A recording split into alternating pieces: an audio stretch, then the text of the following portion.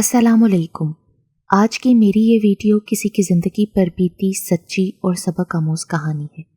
Video شروع ہونے سے پہلے میرے YouTube channel Urdu centre plus کو سبسکرائب کر کے بیل نوٹیفیکیشن کو آن کر دیں تاکہ آپ کو ملتی رہیں تمام چینل اپڈیٹس۔ آپ میری ویڈیوز کو زیادہ سے زیادہ شیئر کر سکتے ہیں۔ اب آپ مجھے ٹویٹر، فیس بک اور انسٹاگرام پہ بھی فالو کر سکتے ہیں۔ السلام علیکم یار، کیسی ہو؟ ماشاءاللہ بہت سمارٹ اور پہلے سے زیادہ خوبصورت نظر آ رہی ہو۔ اللہ پاک نظر بد سے بچائے۔ میرے اس طرح ایک ہی سانس میں سوالات کی بوچھاڑ سے ماہین کے چہرے پر پیار بھری مسکان آ گئی۔ یار سنا تھا کہ تمہاری شادی ہو گئی ہے، تم نے تو ہمیں بلانے کی بھی زحمت گوارا نہیں کی۔ ہمیں تو کسی کے ذریعے پتہ لگا کہ ہماری پیاری ہر دل عزیز دوست اپنے پیا کے گھر چلی گئی ہے، تو ہمارے دل سے دعائیں ہی دعائیں نکلی۔ ہم کہیں بیٹھ کر بات کریں؟ اس طرح تو مناسب نہیں ہے، یا پھر کسی دن تو چکر لگا میرے گھر، پھر بیٹھ کر تفصیل سے بات ہوگی۔ میری باتیں سن کر ماہین نے پہلی بار جواب دیا، ہاں یار یہ ٹھیک ہے، میں چکر لگاؤں گی، کچھ پرانی یادیں تازہ کریں گے۔ اور یہ کہتے ہوئے میں نے اس سے اجازت لی۔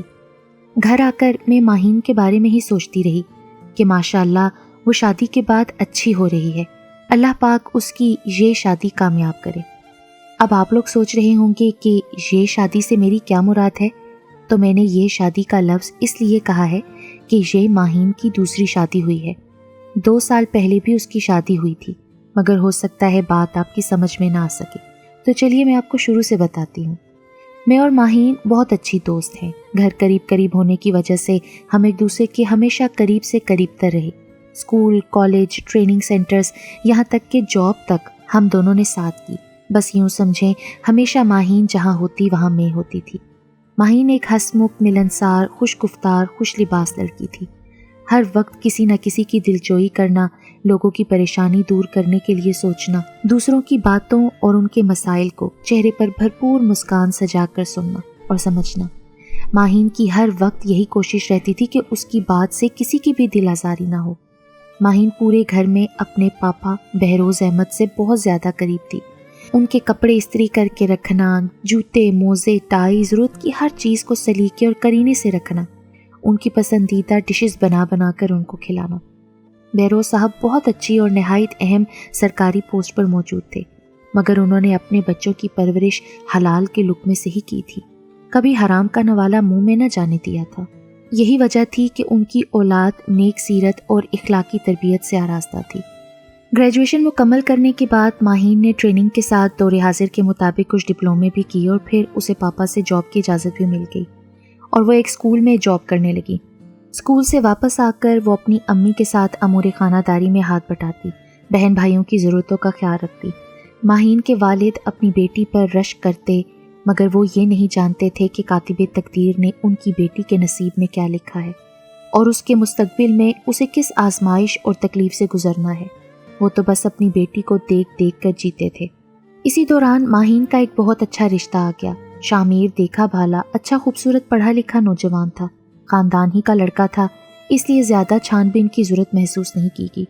باپ نے بیٹی سے جب رائے لی تو اس نے اپنی رضامندی کا اظہار کر دیا کہ پاپا جو بھی آپ نے میرے لیے سوچا ہے وہ اچھا ہی سوچا ہوگا۔ شامیر بہترین جاب کر رہا تھا، پڑھا لکھا لڑکا تھا، قریب کی رشتہ داری بھی تھی، مگر کسی کو یہ کب معلوم ہوتا ہے کہ جب نصیب اور تقدیر پلٹا کھاتے ہیں تو پھر قریب والے بھی دور ہو جاتے ہیں۔ قصہ مختصر، جلد ہی ماہین کی شادی شامیر سے ہو گئی۔ شادی کے بعد ماہین اور شامیر کافی دنوں تک تو دعوتیں ہی اڑاتے رہے۔ اس دوران میں وہ دونوں جب بھی نظر آتے مسکراتے ہوئے نظر آتے، مگر نہ جانے کیوں شامیر کے چہرے پر آنے والی مسکراہٹ مجھے مصنوعی لگتی تھی۔ وہ بات کرتے کرتے خاموش ہو جاتا، کہیں کھوس آ جاتا۔ دوسری طرف ماہین کو دیکھ کر بھی یوں لگتا کہ جیسے وہ اندر ہی اندر گھٹ رہی ہے، کوئی ایسی بات ہے جسے وہ چھپا رہی ہے۔ لوگ خوبصورت چہروں کو دیکھ کر اکثر دھوکہ کھا جاتے ہیں۔ وہ سمجھتے ہیں کہ خوبصورت چہرہ ہے تو دل بھی خوبصورت ہوگا، مگر ایسا بہت کم ہوتا ہے کہ خوبصورت چہروں کے پیچھے کوئی خوبصورت لوگوں کی تکالیف دور کرنے والا دل چھپا ہو۔ یہاں تو معاملہ بالکل ہی الٹا تھا۔ شامیر جتنا خوبصورت تھا، اس کا دل اس سے بالکل الٹ تھا، جبکہ ماہین خوبصورتی کے ساتھ ایک درد مند دل رکھتی تھی۔ بہروز صاحب کو کیا پتا تھا کہ وہ اپنی ہر دل عزیز بیٹی کے لیے جس خوبصورت، پڑھے لکھے، برسر روزگار خاندانی لڑکے کا انتخاب کر رہے ہیں، وہ ان کی بیٹی کے ساتھ کیا سلوک کرے گا۔ انہیں کیا معلوم تھا کہ ان کی اتنی پیاری بیٹی جو کسی کے دل کو ٹھیس تک پہنچانے کا تصور نہیں کرتی، اس کے اپنے ہی دل کو بہت بڑی ٹھیس لگنے والی ہے۔ شادی کے 2 ماہ کے بعد میری ماہین سے ملاقات ہوئی تو مجھے اس کی مسکراہٹ کچھ بجھی بجھی سی نظر آئی۔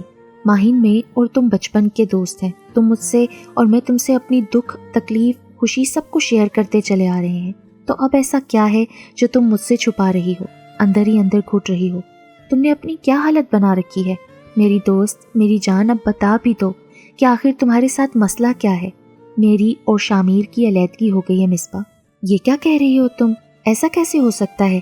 ابھی تمہاری شادی کو 2 ماہ ہی تو ہوئے ہیں۔ جو حقیقت ہے وہ تمہیں بتا دی ہے مصباح، ماہین نے بھیگی بھیگی سی آواز میں کہا۔ مجھے تو ایسا لگ رہا تھا میری کانوں کی سماعت ختم ہو چکی ہے۔ میری پیاری اور خوبصورت دوست، ہر ایک کا دل موہ لینے والی، جسے میں نے اپنے ہاتھوں سے دلہن بنایا تھا، وہ مجھے کیا بتا رہی ہے کہ اس کی شادی ختم ہو گئی ہے؟ ایسا کیسے ہو گیا ماہین؟ تم تو اس رشتے سے بہت خوش تھی۔ وہ سب آنکھوں کا دھوکا تھا مصباح۔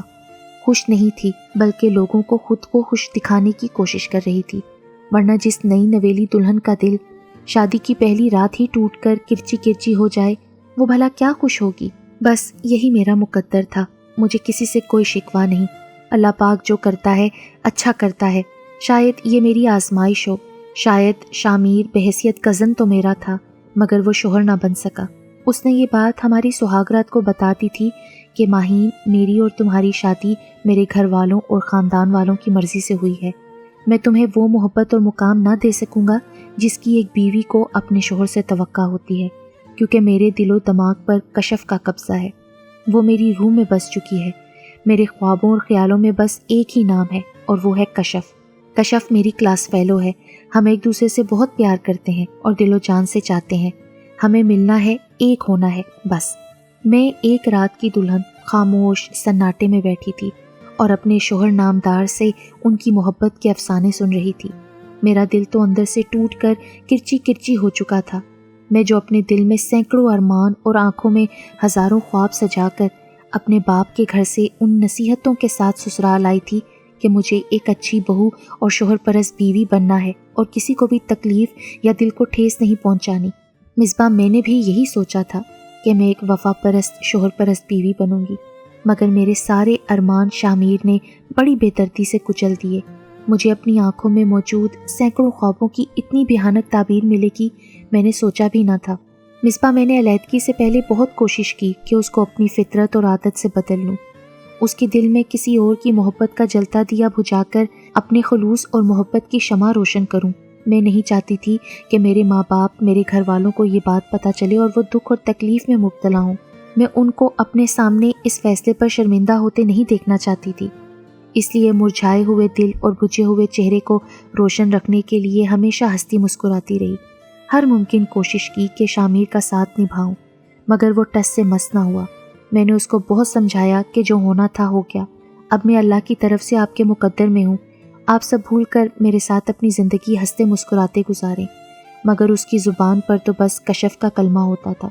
میں اپنے اللہ سے شکوہ کرتی کہ تو نے میرا نصیب، میرا مقدر کیسا لکھ دیا، مگر پھر توبہ کرتی کہ نہیں، وہ ہمارا رب ہے، ہمیں 70 ماؤں سے زیادہ پیار کرتا ہے، وہ ہمیں کیسے مشکلات میں ڈال سکتا ہے، اس کی طرف سے یہ میری آزمائش ہی ہوگی۔ اور پھر جب ایک دن میری برداشت نے جواب دے دیا تو میں نے اس سے کہا کہ آپ میرے ساتھ ایسا کیسے کر سکتے ہیں؟ اگر آپ کو کسی اور کے ساتھ لائف گزارنی تھی تو یہ شادی کیوں کی؟ اور اب بھی گزارنا چاہتے ہیں تو اپنے اور میرے گھر والوں کے سامنے سب کچھ کلیئر کریں، مگر یہ سب تماشا بند کریں۔ اس نے میری بات کا بڑی ڈھٹائی سے جواب دیا، تم خود بتا دو اپنے اور میرے گھر والوں کو۔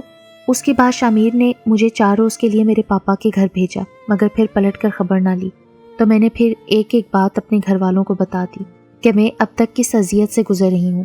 پاپا اور امی کا تو صدمے سے برا حال تھا۔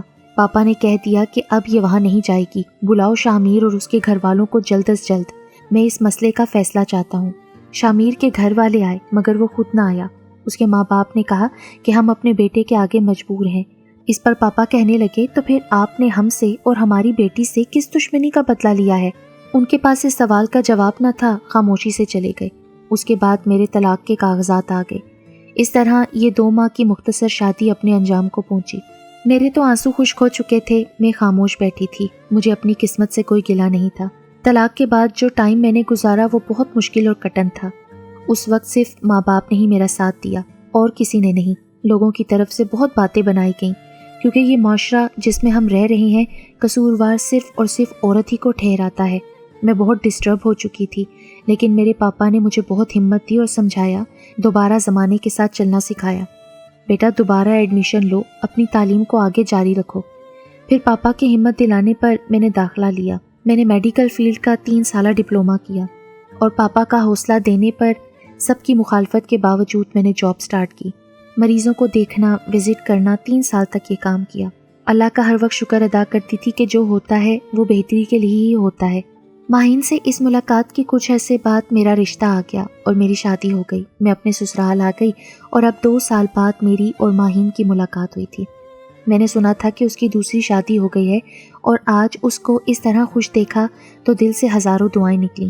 ماہین کی دوسری شادی کا احوال مجھے اس کی اگلی ملاقات میں معلوم ہوا۔ اب وہ آپ ماہین ہی کی زبانی سنیں۔ زندگی اپنی مخصوص ڈگر پر رواں دوا تھی۔ میں نے صبر اور شکر کے ساتھ جینا سیکھ لیا تھا۔ کبھی کبھی جب میں اپنا ماضی، شادی وغیرہ کو یاد کر کے اچانک اداس ہو جاتی تو پاپا کہتے تھے، بیٹا ہنسا بولا کرو، زندگی اسی کا نام ہے، ہر اندھیری رات کے بعد روشن صبح ضرور ہوتی ہے۔ پھر اسی دوران کسی کے توسط سے میرے لیے فائز کا رشتہ آیا۔ فائز اچھے پڑھے لکھے اور جاذب نظر تھے۔ ان کا اسٹیٹ پراپرٹی کا اپنا بزنس تھا جو وہ بہت اچھے سے چلا رہے تھے۔ فائز کے رشتے کے حوالے سے سب باتیں اچھی تھیں، مگر ساتھ میں ایک بات یہ تھی کہ ان کی بھی پہلی شادی ناکام ہو چکی تھی۔ مگر اس بات کا نوٹس میں لائے بغیر پاپا امی نے اللہ پر بھروسہ کر کے اپنی رضامندی ظاہر کر دی کہ ہماری بیٹی کے نصیب میں جو ہوگا وہ ملے گا، اور پھر میں دوبارہ دلہن بن کر اپنے پاپا کے ہاتھوں رخصت ہوئی۔ اب کی بار میرا سسرال فائز کا گھر تھا اور ایک نئی زندگی کے لیے میرے ساتھ میرے ماں باپ کی دعائیں اور ہزاروں نصیحتیں تھیں۔ فائز ایک سنجیدہ اور کم بولنے والے انسان تھے، مگر بہت خیال رکھتے تھے، محبت کرنے والے تھے۔ انہوں نے کبھی مجھ سے میری پچھلی زندگی پر بات نہیں کی، بس اتنا کہا کہ ماہین، ہم دونوں اپنا اپنا ماضی بھول کر اپنے حال پر توجہ دیتے ہوئے اپنے مستقبل کو اچھا اور خوشگوار بنائیں گے۔ بس تم مجھے کبھی شکایت کا موقع نہ دینا، میں بھی تمہارا ہر طرح سے خیال رکھوں گا۔ مجھے اپنے والدین سے بہت پیار ہے، ان کی ذات پر کوئی سمجھوتا نہیں ہوگا۔ ان کا خیال رکھنا اور انہیں کوئی شکایت کا موقع نہ دینا۔ میں نے فائز کی یہ باتیں اپنے دل و دماغ میں بٹھا لیں۔ ہر ممکن کوشش کرتی ہوں کہ فائز یا ان کے امی ابو کو کبھی کوئی شکایت کا موقع نہ دوں۔ یہی وجہ ہے کہ ساس سسر، میری نندیں، دیور سب میرے گرویدہ ہیں اور میری تعریفیں کرتے ہیں۔ میرے اس عمل سے فائز تو بہت زیادہ خوش ہیں۔ بس اب اللہ پاک کی طرف سے انتظار ہے کہ وہ جلد از جلد ہم دونوں کو اولاد کی خوشی عطا کر دے، تاکہ ہمارا رشتہ اور بھی مضبوط تر ہو جائے۔ مجھے میرے سسرال والوں کی طرف سے اور شوہر کی طرف سے اس قدر پیار اور عزت ملی ہے کہ میں اپنی پچھلی شادی کے سارے غم بھلا چکی ہوں۔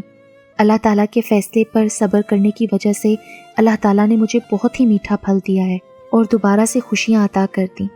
تعلیم یافتہ ہونے سے لازم نہیں کہ کردار اور سوچ بھی بلند اور اچھی ہو، یا کم تعلیم ہونے سے ضروری نہیں کہ کردار اور سوچ بھی کم ہو۔ یہ سب تربیت کا نتیجہ ہوتا ہے۔